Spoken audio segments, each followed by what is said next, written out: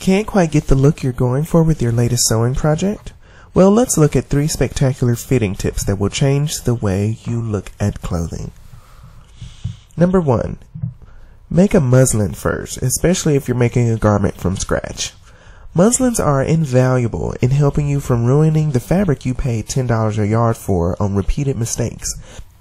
If you have an idea for cinching the waist a little more or chopping the sleeve in half, try out your ideas on your muslin first. That way you can make sure whatever ideas you carry into your design are ideas you're comfortable with, not ideas you're forced to live with because you used up all of your fabric. Number 2, pay attention to stress lines. There is nothing worse than something fitting too tightly. Not only is it uncomfortable, but it also represents a poor understanding of how to properly fit garments. How can you tell? Pay attention to stress lines that are created when the fabric is too tight in one spot or another. You can depend on the stress lines to point at the part of the seam or dart that is preventing it from laying properly.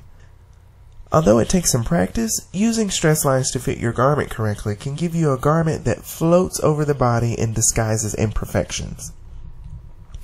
And then tip number 3, use a mechanical pencil and make crosshairs. This one deals with the cause of some problems when it's the pattern itself.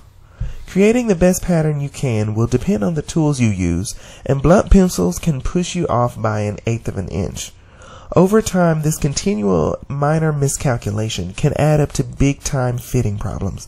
Be sure to use a mechanical pencil for patterns since they use a very thin lead and make your lines crisscross at the intersections so you can see exactly where you need to cut. Mistakes like this can make a straight skirt look like you tried to make an A-line skirt, but didn't do so well. If you put these 3 tips to work the next time you want to create something, you'll be a few steps closer to creating little perfections of your own. Now what about you? Do you have crazy questions about the complicated skill of making patterns? If so, click here and tell me about your pattern making questions, and I'll try to make more videos like this answering your questions. And if you like this video, click the like button below and click over here to subscribe so you don't miss out on future videos.